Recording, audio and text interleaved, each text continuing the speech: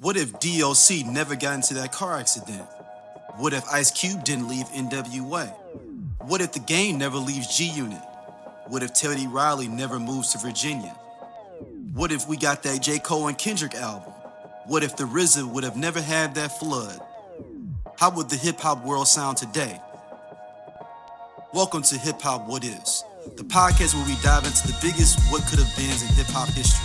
From iconic album delays to game-changing partnerships that never happened, we reimagine the culture we love and explore its alternative paths. And you are now at Hip Hop What Ifs. All right, hold up. And the winner is, ladies, help me out. Outkast. Goody Mob. In the house.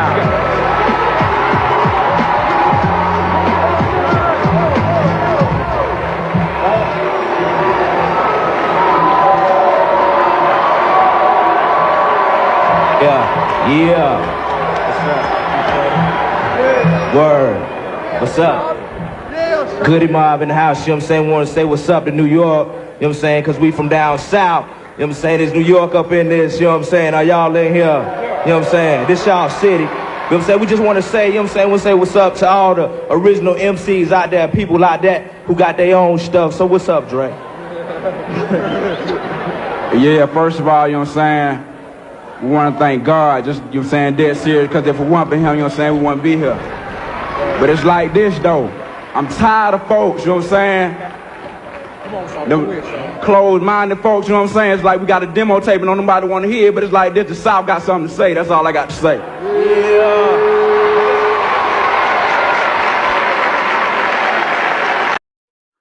All right, welcome back to Hip Hop What Ifs. Kyle, how are you doing, man? Doing well, man. Doing well.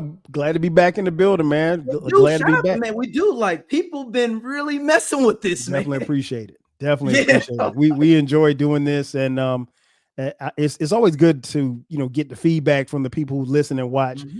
And one thing I'm realizing pretty quick is that we got some very knowledgeable people that's tapping in, so that's always a good thing. Yeah, I mean, people going deep into the crates and stuff. Like, I was there in the studio. Like, all right, man, we just talking about it from a kind of peripheral level. Right. We don't know everything. No, we know a lot though.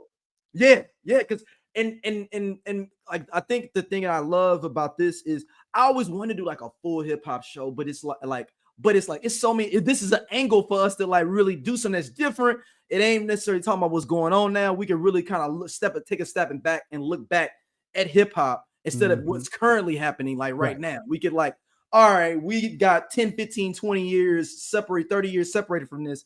What is the like the History Channel, like where they go back and look at World War II.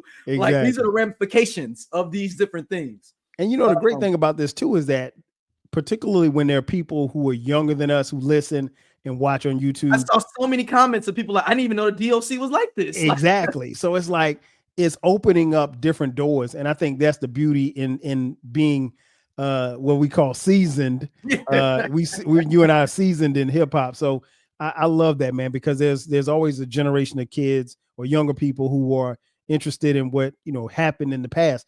And not everybody thinks like, that rap started 20 years ago, because it didn't. And so it's always good to get the perspective from people who, lived through it and who were outside when this stuff happened.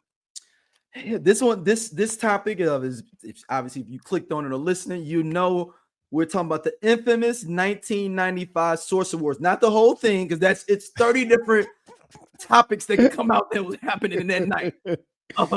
Right. But particularly Andre 3000 goes up on stage. No, let me take a step back. Let me lay the landscape before this and what was going on in Source Awards just a little bit for people. Mm-hmm. Tupac is in jail. Now, for those that may not know, the previous year, Tupac got into it with Tribe Called Quest because they were performing, and somehow it got messed up in the performer, the engineers or whatever.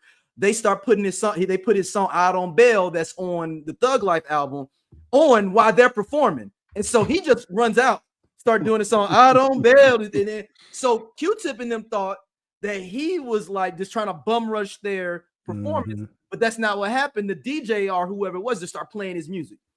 So fast forward, that tension is there already, everybody, right, in this room from the previous year. We also have the Suge Diddy situation that has already been brewing. I mean, there's 30 different million documentaries on it. We don't need to explain, what was going on with them. We also have another layer of it where you have MC8 and DJ Quick have their beef going on at the same time, where DJ Quick does Dollars and Cents and is directly talking. MC8 is sitting in the crowd for those people that in are the crowd.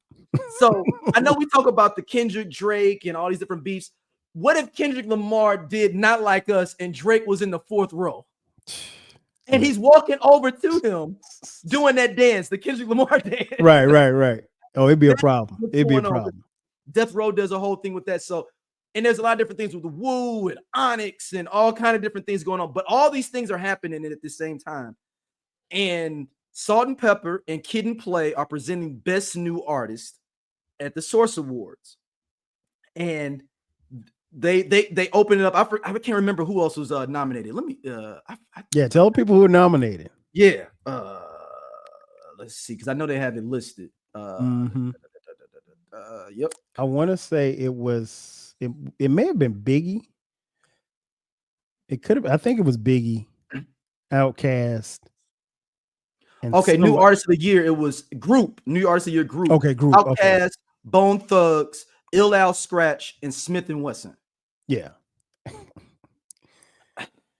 I mean, who you gonna take? You got to take Outkast.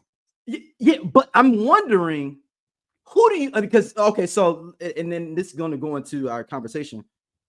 So then, Kid and Play and just Kid. It wasn't Kid and Play. It was just Kid. Yep, just Kid. And Salt and Pepper. They name them off, and then they open the thing, and they go, Outkast. Right.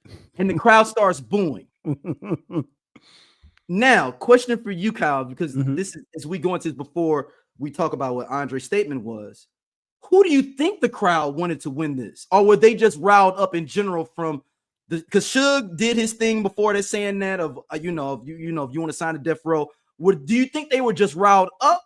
Or do you think they really didn't think that Outkast should have won this award? Probably both. As somebody who was outside when this happened, and I didn't see it live, but I saw it, like a couple of days later. It came on at midnight here in St. Louis, maybe a week or two after. Exactly. We heard, and that was the thing. Like live stuff didn't get played live, unless you were the American Music Awards or the Grammys. But Black people stuff now we had that was tape delay. But it was probably a little bit of both. I think the crowd really didn't want them to win, and what Outkast represented was the South. I mean, they were Southern, they were country, and they were unapologetically country. And they were from a place in Atlanta where Atlanta wasn't the Atlanta that we know of today, as far as its residents in hip hop. I mean, you can make a case that Atlanta has dominated hip hop and hip hop culture probably for the better part of the last 20 years. Well, it doesn't happen or doesn't start until Andre gets on the stage and says what he says, and we'll get to that in a second. But it could have been anybody, because you listed who all was up for the award. Do they think Bone should have won? I mean, that's the only person. The Bone had an amazing year that year too. They but did, I think they would have booed Bone. They probably, they might have gave Bone some slack, because Bone. Well, no, I take that back, because Bone was connected to Easy. Yeah. So probably not. So really, what's in there? Probably Smith and West. But here's the thing: you got to go off the albums. Outkast had the better album of Bone, Smith and Wesson, and whoever else you mentioned. Ill Al Scratch. That's a throw in. So it's like, I mean, they were novel. I mean, they were cool for the time. Like, exactly. Younger people, if y'all go listen back to it, they had Creep with Me and Where My Homies. Yeah, and the other joint with Brian McKnight, I'll Take Her. Those only two joints. And they had the song going, Don't Shut Down on the Player on New Jersey Drive. Those are the only three songs that any hip hop headed know. They don't know anything about the rest of the songs on the album. And that's no disrespect to Ill Al Scratch. No disrespect. Most people don't have 3 hits. No. And so, I mean, Outkast had Southern Playlist of Cadillac Music, which was their debut album, came out in 1994. And that album went platinum. That album, I think it got 4.5 mics, I think, initially. And so, no, they should have won easily, really. I mean, like, it's not even a question. But the fact that they were from the South, probably, I would venture to say that probably, I don't know, 90% of the people in there probably never heard them before, heard them rap or heard the album before. So they were going to boo anything that wasn't Brooklyn or Harlem or any. So they were going to boo anybody that wasn't from New York, pretty much. So they get up there. I mean, they so the whole Dungeon family comes up there. You got Goody, Outkast. I think even some of the organized noise was up on the stage too. They just brought it. All the people that came from Atlanta came as one block up on the stage. And did Big Boy say anything? No, Big Boy. Yeah, Big Boy spoke first, and then he threw it to Dre. Right, and Dre go, and I'm gonna plug this in for people to peep it. But he says the South got something to say. Yeah, he's like, all y'all but he was like, with y'all non-listeners. He said, I got a demo tape, and nobody want to hear it. And nobody want to listen to it here. But I let y'all know one thing: the South got something to say. He said they're closed-minded folks. Yep. He says, like, I got a demo and nobody want to hear it, but the South got something to say. And even when you listen to that part, you can hear he's nervous. Like, he's nervous, and there's a certain tremble in his voice. It's because, like, he's getting booed. Like, even as they have the microphone, they weren't really booing as much with Big Boy, but they still had got. And here's the thing: I don't care if you're an athlete, I don't care if you're an entertainer. Nobody wants to get booed. You kind of expect if you're on the opposing team and you're in another person's arena or gym or whatever the case may be, you expect to get booed, but nobody wants to get booed. And so to be at an award show where you're being recognized by your peers as one of the best, or at least the best upcoming new hip hop group. Yeah, I mean, like, no, and for MCs like Andre and Big Boy, New York was the Mecca. Like, you wanted to, and particularly from the South, and I say this as a Southern hip hop fan, a fan of hip hop who grew up in the South, you wanted the respect in the South.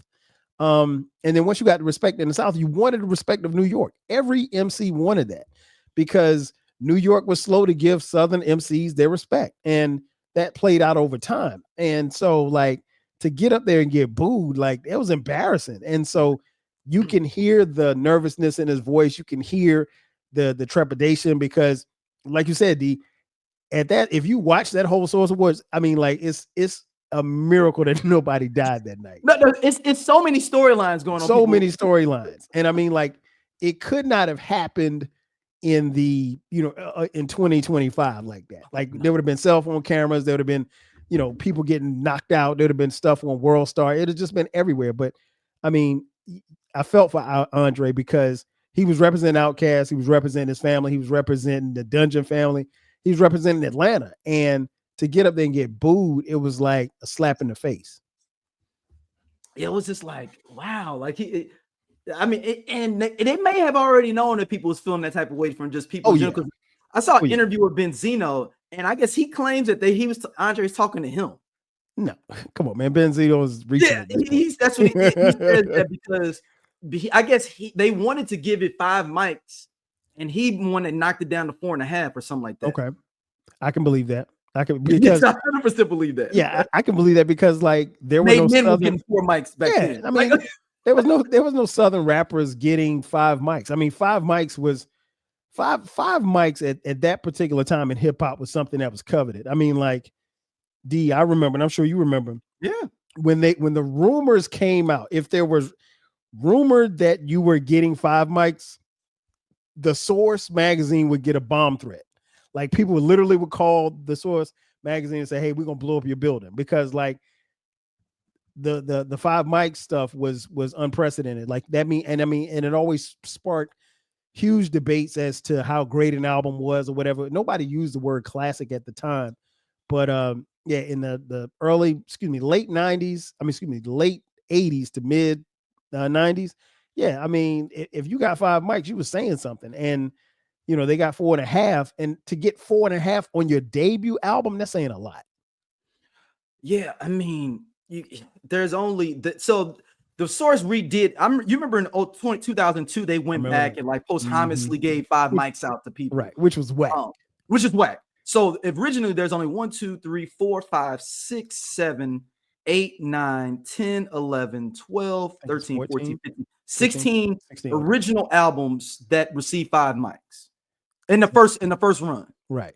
In their first run. And Lil Kim shouldn't be on there, but that's another story. Look.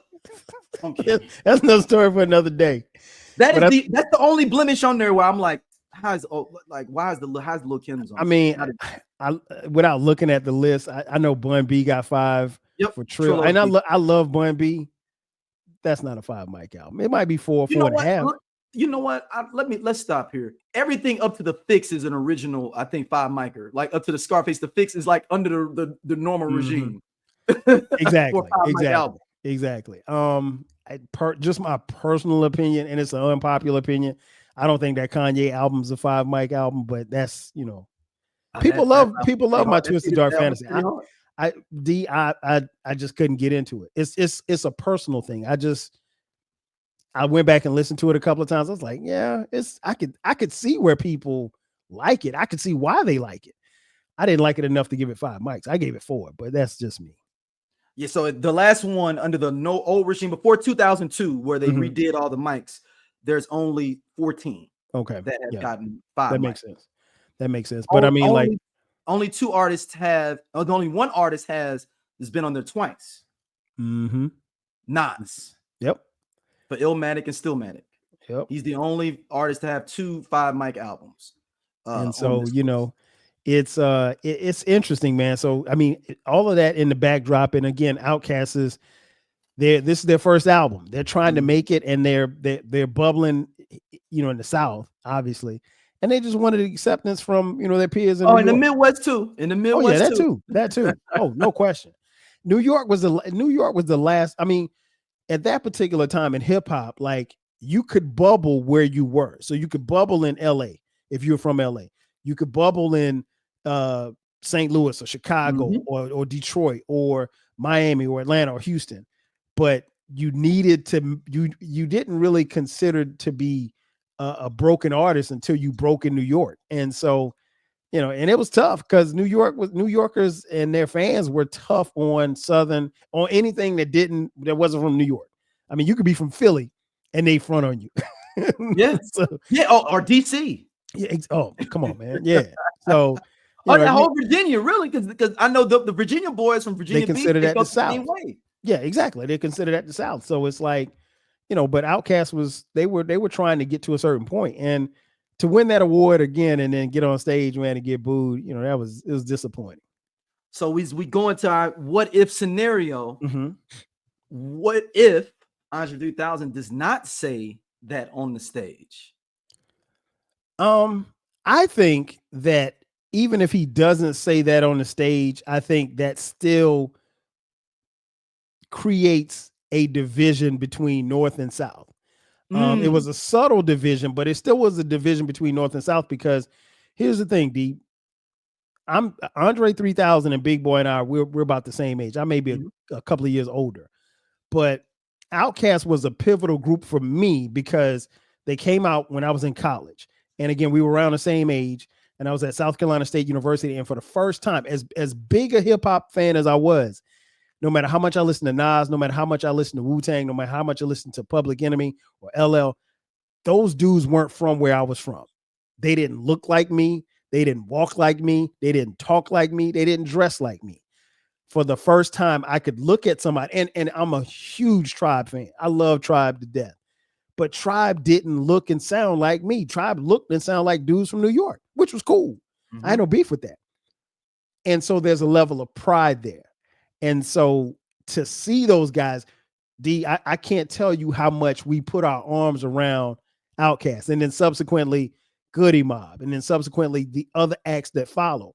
And to a lesser degree, but a bigger degree, UGK, Ghetto Boy. I was already on Ghetto Boys. I was gonna say that I feel like East Coast people fixated on Scarface only as basically their only Southern rapper that they mess with. Pretty much, yeah. Because, and even then, he wasn't he still wasn't respected, I think, in hip hop lyrically, even though he's crazy lyrically. But I don't think people really took to Scarface until he got a little bit further along. I think probably and they went back retro. Exactly. Music. Exactly. Because You got to think East Coast people only knew Minds Playing Tricks on Me. That kind of broke through. That's it. Into a national thing. But other than that, nothing had really broke out of the South and really until Outkast. Really. Exactly. So, they, even though UGK was out before Outkast opened the door. So I think there was a level of UGK had Pocket Full of Stones. Exactly. On the, that was like 92, 93. Mr. Society soundtrack. But I don't even think, I guarantee you people thought they were from LA. Probably. Nobody knew they were from Houston. I mean, we didn't have the internet. So, unless you shouted out your hometown, nobody knew. So, and they were saying Port Arthur. They might have thought that was actually like a lake, like somewhere in LA. It took me forever to realize where Port Arthur was. I didn't know. They said PAT. I'm like, okay, what's Pat? Where's that? But I really like those guys, and Outkast on a bigger scale really just opened a lot of doors for Southern MCs, and they did it being themselves authentically. And it wasn't about, they weren't trying to sound like Tribe. They weren't trying to sound like Run DMC. They weren't trying to look like Wu. They were just two Southern dudes who could rap their asses off. And that's all they wanted to show the world. And I think what that did was, even if Andre 3000 doesn't say that, the fact that they got on that stage and got disrespected, I think myself and all of my homeboys that went to school with me and all of our friends, it's something we took personal. Like when I saw it on TV, I was like, I can't believe he got booed. Like it was so much stuff happening at that award show, but that, his speech was a byproduct of what happened. But I mean, that's not the most famous thing that happened. The third, fourth subplot. Exactly. So it's so much other stuff that's going on, and it happened. And again, this was at the Apollo Theater.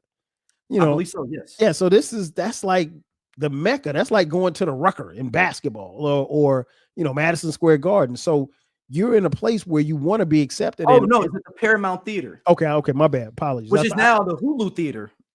Okay. It's the theater. It's basically that same theater. I believe it's that theater that they did the verses for with Dipset and Dipset Live. It's attached to Madison Square Garden, but it's not the Garden. It's like a weird. Yeah, that's the place theater at Madison Square Garden. That's the place where Dipset got buried. Exactly. That's what. Literally. Yeah.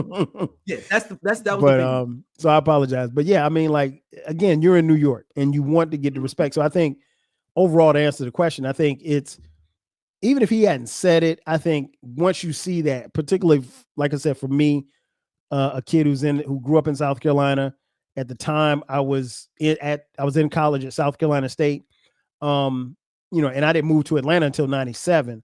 But like it was just Outkast represented us. So you took that stuff personal. And I always tell the story, D, about how like even on our campus at South Carolina State University, we got a lot of kids, we got a lot of cats from New York, right? Mm-hmm. So what would be interesting was like you always had the cats from New York to come down to our little town, Orangeburg, South Carolina, and they're fronting like, oh, I'm from New York. I got this, I got that.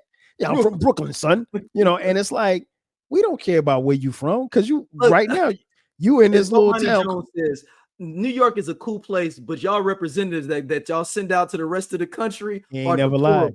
They're the worst of y'all people. They're the worst. They're the worst representation in New York. Until I actually went to New York, I was like, oh, these cats is on some others. Listen, even though I love the music. Right. If you didn't know any better and you had never been in New York, some of these people from New York would make you hate New York because they just. And then you find out they from like Poughkeepsie or something. Or they from like, they're not even from New York proper, like city. They from Rochester or Albany. And the funny thing is, like, especially on my campus, some of the dudes that was the wild, or it's supposed to be the quote unquote wildest, those dudes didn't do anything in New York, so they had to come to South Carolina in front. So it's like, you can't go someplace and act like you was the man back home when you ain't the man back home. You in the house back home. Right, you grew up in them nice houses in Queens, in Jamaica. Queens. right. You was like Papa Doc. A sidebar for said, you got to go see the interview with Anthony Mackie on the Pivot. I gotta see. I haven't seen it. Did you see the thing where all the Eminem stuff was about him, like real life him? I cracked up when I saw that clip. I gotta watch that. I'm gonna try to catch that tomorrow. It's a good interview, man, because he was like, he said Hey man, that ain't about the character. That's about me. That's my family. Yeah, he's from Cranbrook. Yeah. Claire's got two brand new parents. But yeah, we took it personal. I took, as a fan watching it, I took it personal.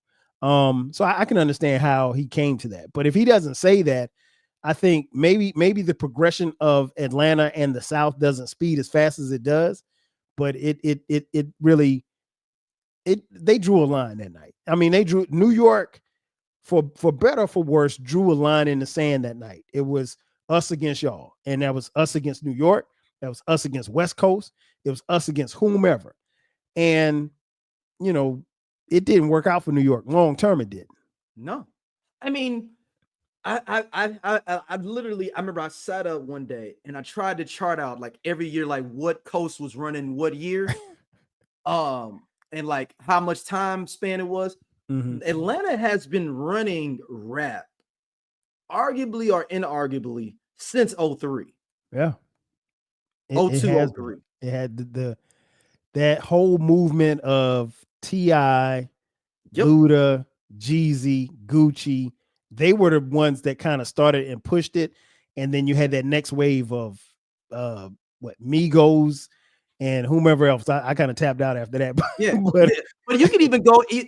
You could even go even in the 90s a little bit, and even give the South maybe almost necessarily not give them a full year, but those No Limit years, those early cash money years. Man, listen, you know the Houston year where Houston really jumped off around 03, 02, 03 was still tipping. In the Paul Wall, what was the name of the camp?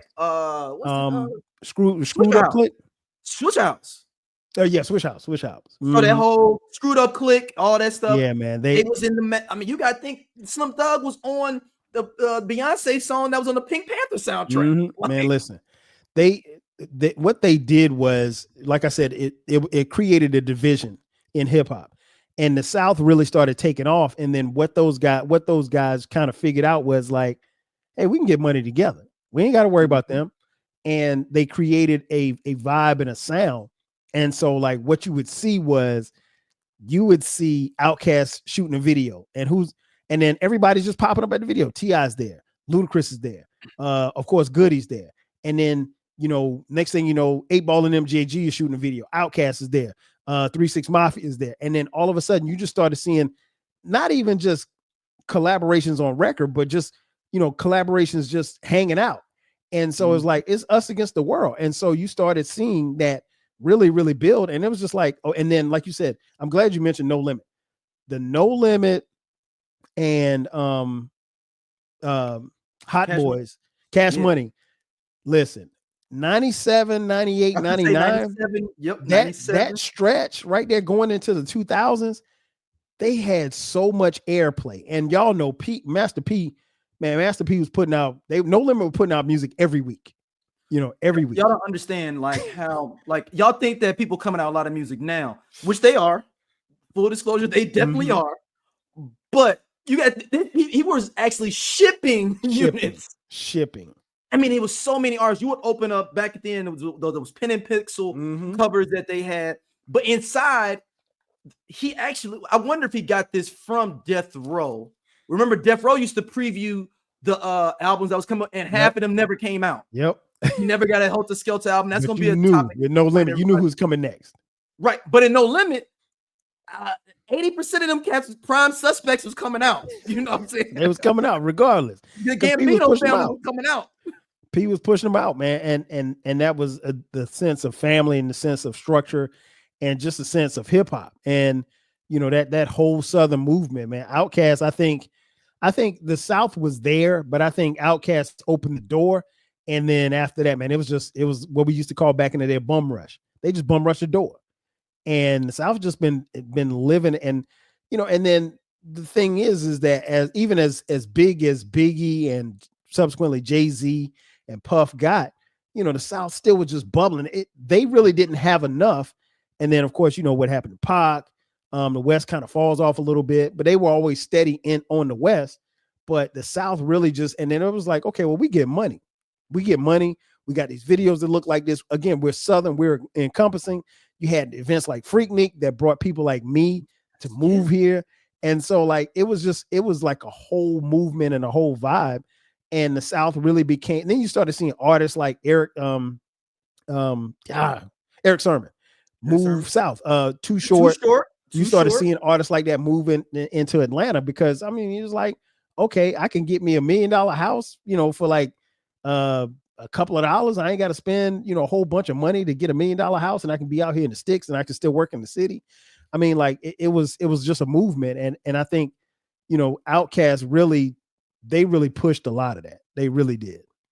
Yeah, and I'm wondering, as we talk about see the progression of Outkast and how this thing blew up more, do you think AT-Aliens was the thing that got Southern Playalistic, Midwest Cats, South Cats was on that early? That was we was on it. Of course, we was on it. But do you think AT-Aliens is the album that took them where it was like, oh, all right, I'm sorry about the previous album?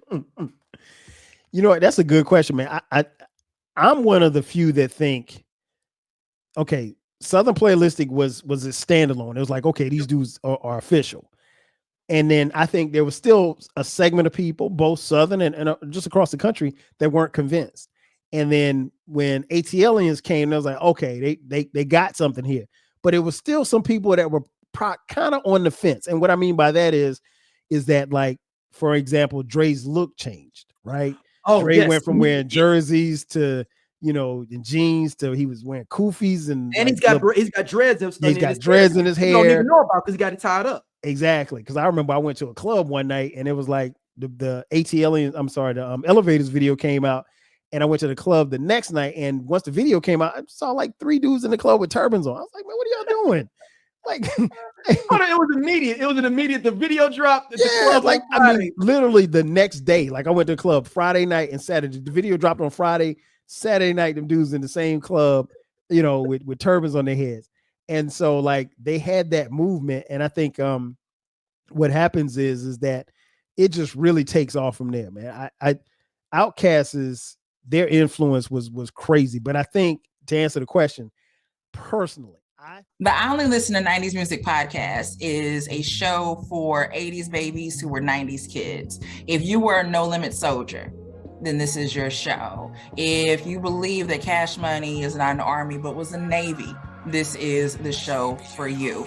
If you and your friends ever tried to sing a song written by Escape, In Vogue, Shy, or Boyz II Men at a talent show during middle school, this is your show. The I Only Listen to 90s Music podcast is a bunch of 80s babies talking about all the songs and things that we loved when we were kids and teenagers. So if you went to the skating rink and you were at a lock-in, this is the show for you. If you think that Tevin Campbell was the original Prince of R&B, this is the show for you. If you don't understand the conflict between Monica and Brandy, but you're kind of on Monica's side and understand why Brandy got punched, this is the show for you. Make sure that you tune in, subscribe, click the little subscribe link.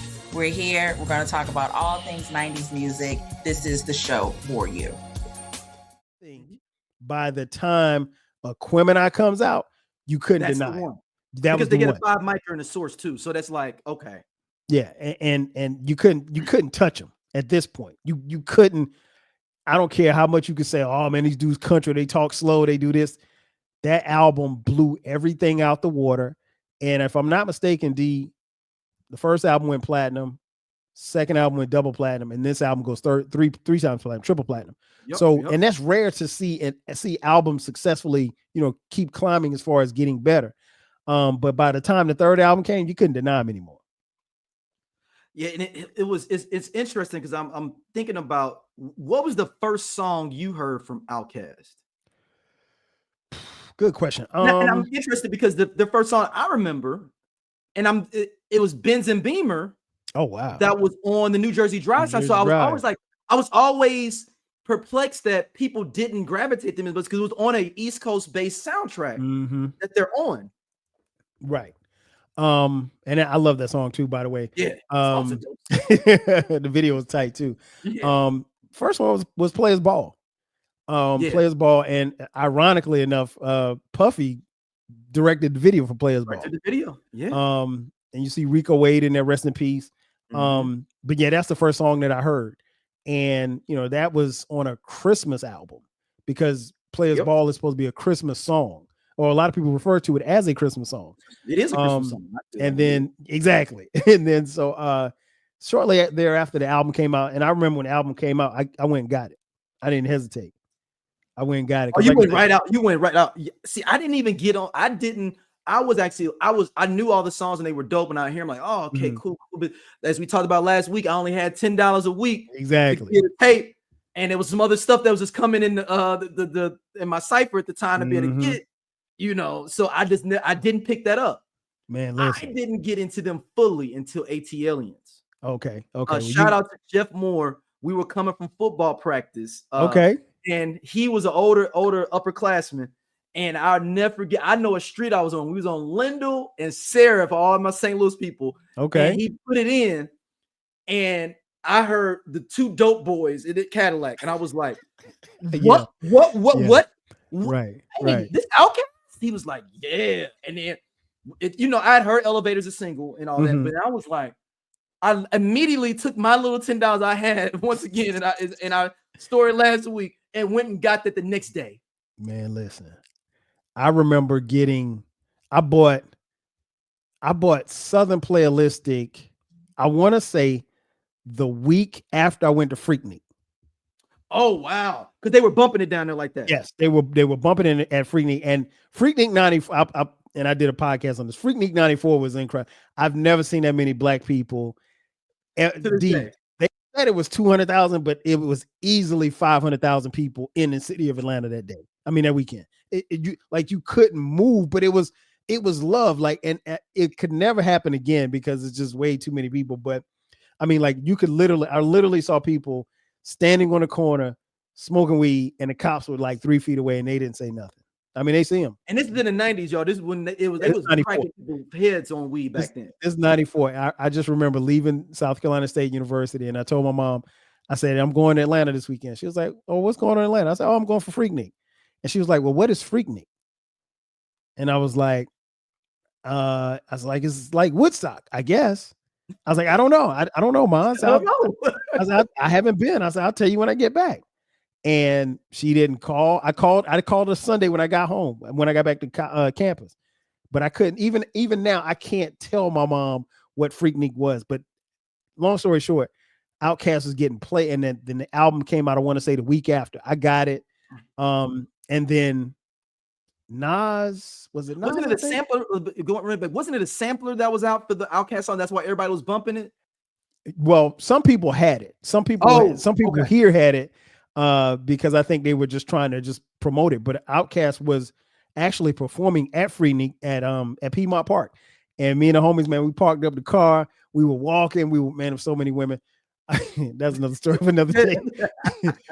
We were walking, man, and we never made it to Piedmont. It was supposed to be Outkast, Snoop, and I never forget. I saw Juwan Howard and Chris Webber stand on the corner, and nobody knew who they were. But I mean, they were the Fab Five. But it was just so many people. You couldn't. They were already in the pros, though, right? Yeah.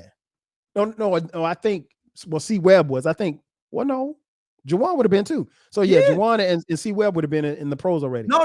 You know what? No. It was only C Webb because Jalen left after junior. Juwan and Jalen were in the same draft class. Okay, yeah. And so at the end, it was only Jimmy King and Ray Jackson. Ray Jackson. Yep. But long story short, like I said, they were just standing there. I mean, it was you could literally see celebrities, and it was just so many people that nobody was bothering nobody because it was everybody. We were just trying to get to Piedmont Park, man. I could show you. You come to Atlanta, I could show you how far we walked. We walked at least 6 miles. And y'all never made it? Never made it. Man, we ran into some girls, man, and we just started talking and we just hanging out. Next thing you know, it's time. And then it was like, all right, where y'all going? Okay, we're going over here. Okay, we'll follow y'all. And we got caught up in traffic. Traffic was crazy. Man, Freaknik was the reason why I ended up in Atlanta. And I've been here 27. I've been here 27 years. Going strong. I've been here 27 years, man. But Outkast, I will say ATLiens was the album. That I think well, ATLiens set it off, but I think Aquemini was the real quick sidebar story. Mm-hmm. My cousin was working for he was the director of marketing for Foot Action at the time, and he came in town and he said, hey man, I was like, man, what you doing? He's like, what you doing tonight? I was like, nothing, I'm chilling. He's like, well, you want to come to the studio to meet Outkast? I was like, bet. And so he came and scooped me up and we went to Stankonia. And Stankonia is if you would, I'll put it like this, you would ride past Stankonia 15 times before you realize what it was, because it looked like a outside school cafeteria. Like it looked like just the most random. It was a little brick building with a little walk up. It did not look like a studio at all. There was no signage. There was no nothing. There was no doors. There was no security. There was no nothing. You literally could walk, and it's off a main street. So it was like, it was easily could have been found, but nobody never found it. So anyway, we go to the studio and so they're actually recording. I didn't know this at the time, but they were actually recording, not Stankonia, they were recording Aquemini. And they were playing a track. And I remember, God bless the dead, Blue Williams was Outkast's manager. He came in, he was talking to my cousin because my cousin was trying to do some marketing for Outkast. They were trying to get something in a video game or something like that. So anyway, long story short, I'm sitting there and I'm playing on my cell phone. And next thing I know, Big Boy comes in. And I'd seen Big Boy once in the city. That was another thing too about living here.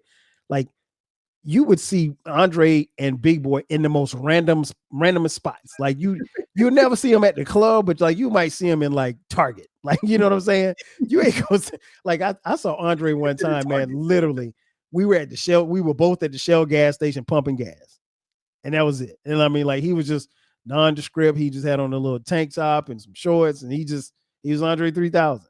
So anyway, I'm sitting in his chair, and I see Big Boy walk in. He's talking to Blue, and then he starts talking to my cousin Mark. And so he sees me and he starts walking over. And it's funny because he walks over to me and he thinks that for whatever reason, I am the comedian TK Kirkland. I don't think I look anything like TK Kirkland, but he thinks I'm TK Kirkland. So he comes up to me and gives me death. He say, TK motherfucking Kirkland. He's like, then he stepped back. He was like, nigga, you ain't TK. I was like, no, I'm not TK. He's like, my bad, player, my bad. And I was like, man, it's all good. And they played Liberation. That's the one track that I heard while I was there. I was like, man, I don't know what this is. That shit fire. Oh, so that was the only song you heard from the That's album? That's the only song I heard while we were there. Yeah. Oh, I'll never forget that, man. And I've seen Big Boy, but like I said, I've seen him before, but you see him, but you don't ever run up to him and be like, yo, can I get your autograph? Can I talk? They just regular people, man. And but it was so funny to see for him to come up to me like that. And they just like, and even on the they did when they did the video shoot for Skewed on the Barbie. I went to the video shoot. I wasn't in the video, but I was on the video shoot. What happened was they were on the radio and they said, hey, we're shooting a video for Skewed on the Barbie. It's going to be at the Tabernacle. Come down. We'll be there 5:00. And so me and my homeboy, we went down there. We was like, all right, we got down there like 4:00, man. There was so many people. And then they let us in. And then, I mean, it was weird because like we were sitting there and then it's, if you've ever been to a video shoot, like you got the cuts and stuff like that. So it was probably about 4 hours we were down there, but it was cool. It was all love. People went crazy when Raekwon came out. Because people didn't know if Raekwon was going to come, they didn't. Well, the thing was that we saw, you could kind of see Outkast and Goody Mob and those guys filing in, but nobody never saw Raekwon. So we thought they were just shooting the part for Andre. And then they was going to piece in the Raekwon. Exactly. Part. And so when Raekwon comes out in a great little Gary sweater, that reaction there is real because you see the crowd reaction on that music video. So that's a real reaction. That's a real reaction. Real first time reaction. So they only did one take of him, I'm assuming then. They did 4 takes of him. Oh, and so the first one that they show him when he's but the first one, the back of him coming in. Yeah. But yeah, and they edited really well. But I mean, like they all in all, probably about 4 takes. But then it took a couple of hours. But like I said, it was it was crazy. But like when you watch the video, you can hear people yelling. That's natural reaction because nobody thought he was gonna be there because nobody saw him. And but that was another thing too, man. I mean, like that was another stamp for Outkast. I mean, Wu-Tang was one of the hottest groups at the time, and here it is. You got a guest spot, and you give it to Raekwon. They could have picked a whole bunch of people to guest spot on that album, and they picked Raekwon, and I love the song. So yeah, it was. Wu gets a lot of love in Atlanta. They had a Woo used to be a Woo wear store on Peachtree Street. Woo wear store was down there. Yeah. Yes, and man, that store used to be jumping. D. I'm talking about they had a DJ in there. They always had women in there. You could come down if you smoke. I don't smoke weed, but if you wanted to smoke, you smoke outside. Man, that store was like a club.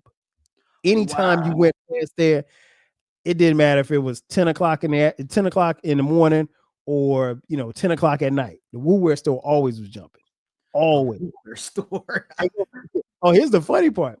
Right beneath the Woo wear store, like down beneath it, and because it was 2 levels.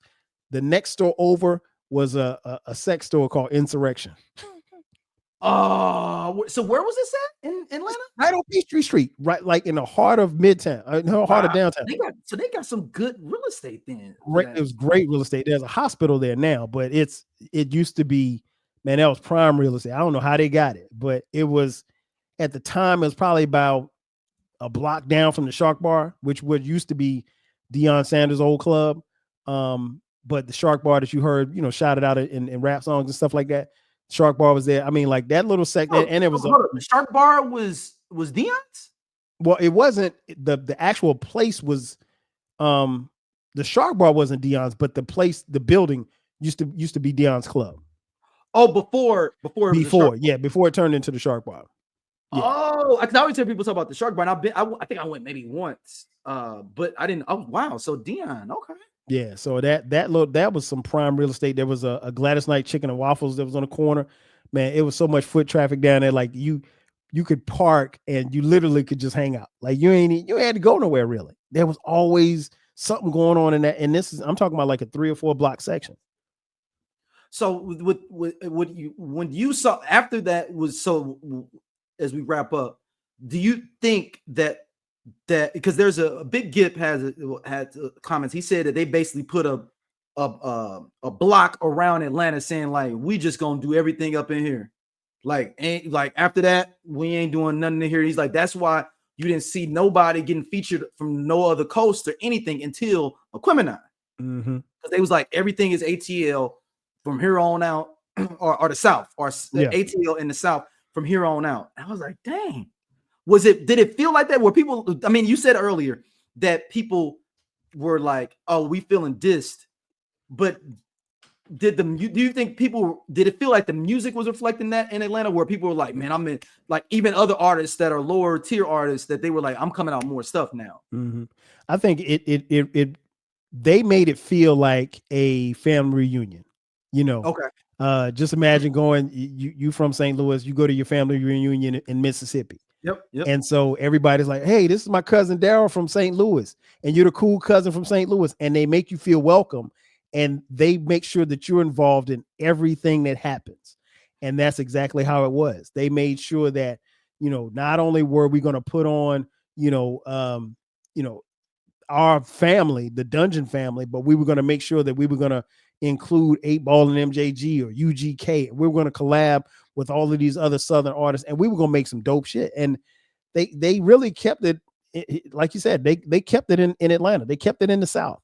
And then they started to venture out a little bit. But I mean, like for the most part, most of Outkast's albums is feature, crew stuff. It's not, they don't really venture too far out. And, some of that could have been by chance, but I think a lot of it was by design. So my final question for you: do you think the East Coast? How could the East Coast have thwarted this coup from the South? They couldn't, and it's not that I don't think that they could have, because what happened was New York, in particular, their arrogance got the best of them. I remember Jadakiss talking about this some years ago. Somebody asked him like how or why New York fell off. He's like, look at us. He's like, we don't do anything together. He's like, you come to my video shoot, you're going to see Locks, you're going to see the bad boy people, or you might see some Rough Riders, you might see X. He's like, that's it. He's like, but Redman don't, and he wasn't singling out Redman, but he's like, he's like LL. He's like, he's not coming to my stuff. He's like, he said, we are. He said, New Yorkers, we are so guarded as far as like what we do, and we stay to our own little areas, our own little boroughs and stuff. You've been to New York, Brooklyn rock with Brooklyn, Bronx rock with the Bronx, and so forth and so on.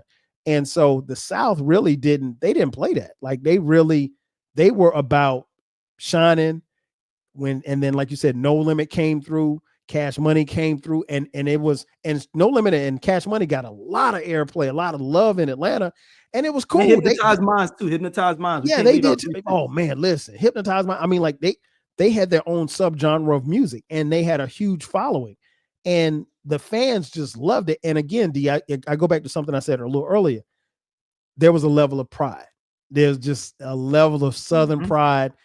To me, it made sense for me now. And I didn't abandon Wu-Tang. I didn't abandon Nas. I didn't abandon Tribe, but it made a difference for me to be able to listen and look at rappers that looked and sound like me. And then even as the 90s pushed on and we pushed into the early 2000s, I was able to find groups like Little Brother, who really just set it off even more for me. Like, okay, man, these dudes, they remind me so much of Outkast. They remind me so much of myself. They reminded me of my boys. They rap about the stuff that I rap, that I live.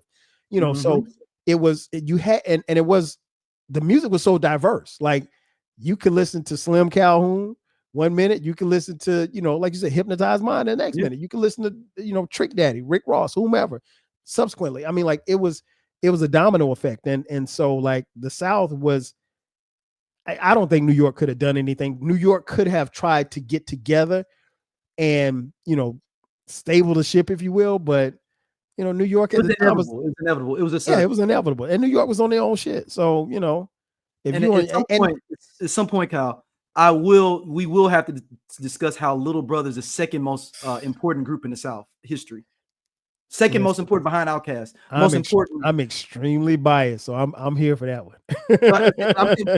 They're the second most important rap group in Southern history. I am extremely biased, so I'm here for that one. But yeah. It's I think New York, it would have been hard for New York. I mean, especially. Do you think they would have reached out to more Southern artists? They could have thwarted it of like almost like, let's say, they tried to. I feel like, or like I'm just think about it like this. Think about it, not to cut you off. Think about it like this. Yeah. I mean, like, think about that time. I mean, like, Big dies, and then as we roll into the 2000s, it's a battle for quote unquote king of New York between Jay-Z and Nas. So you have these warring factions. Nobody in the South was beefing with each other, but you got. I'm saying, but what if Jay-Z Jay-Z did get on the song with Juvenile, and but Jay-Z was riding the wave of Juvenile. Jay-Z wasn't. Jay-Z didn't fuck with Juvenile. Jay-Z's a great wave rider. He's perfect wave rider. People talk about Drake doing it. No. Jay-Z was slickly doing it for the late 90s. Jay-Z's the worst at it. I mean, like he's done it so much that it's funny, and I love Jay. Jay-Z's done it so much that people don't even call him out for it. They call him out about those Biggie lyrics or whatever like that, but like he's done it so much and done it forever for so long. So, like I said, I think New York they were too into themselves and too much into whatever was going on and watching other people shine. And there was a faction of New Yorkers, as far as the rap scene was concerned, that they still pushed the South. Oh man, them Southern niggas or whatever. Like they didn't. It was a lack of disrespect. It was a lack of respect.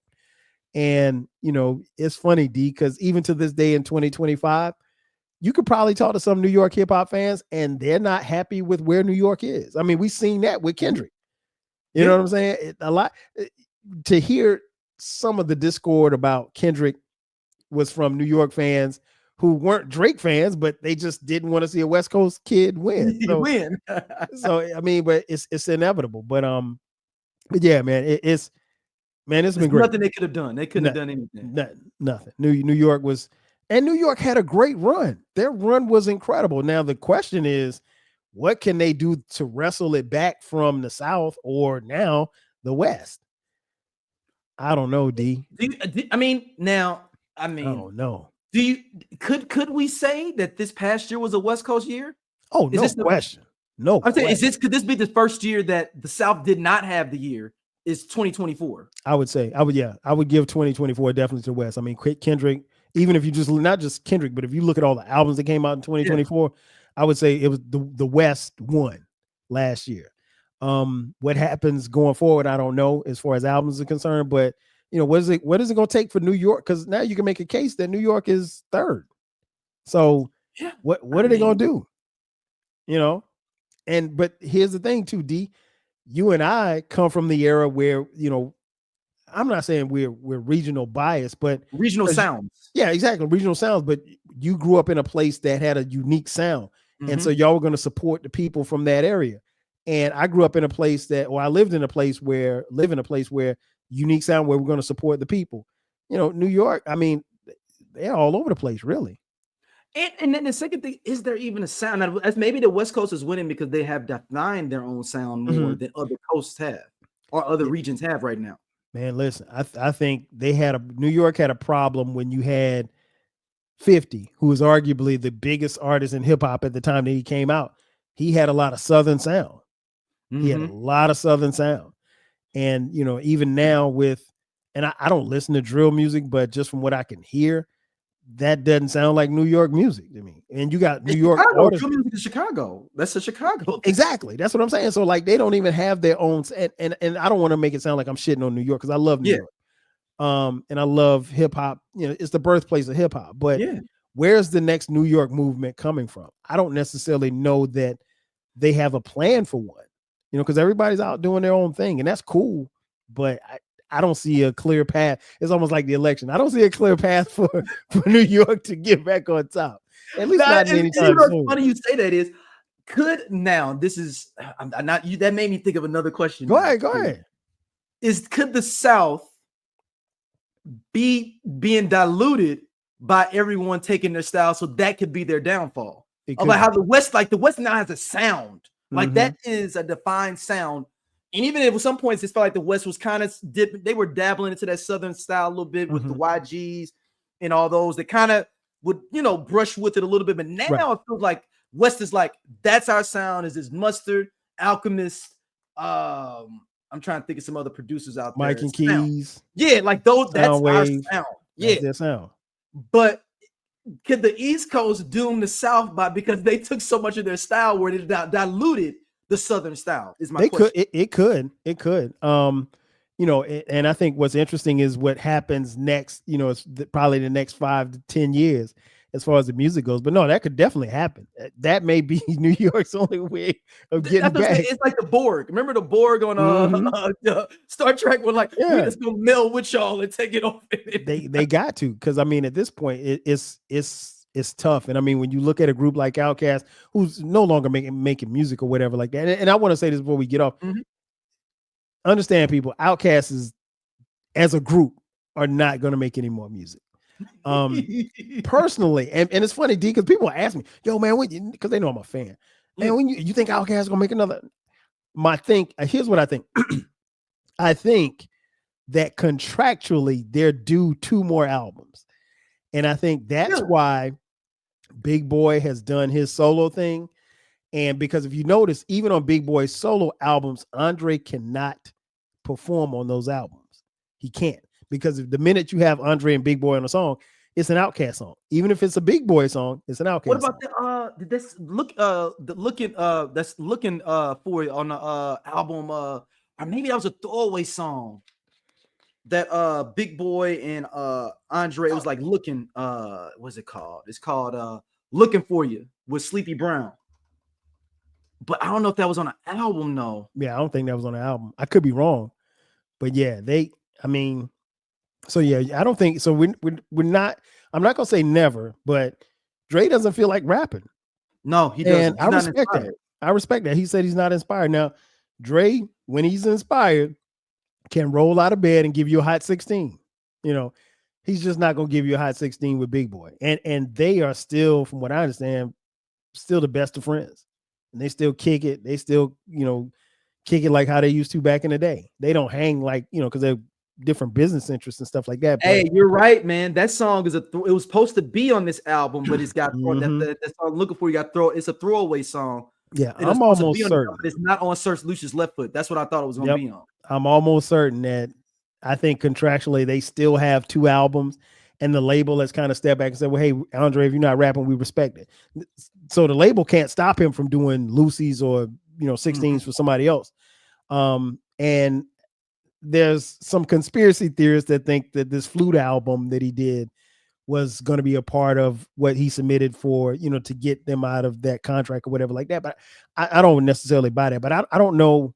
I don't think we're going to get a now that doesn't keep what I'm saying doesn't keep them from going, to do a concert or something like that.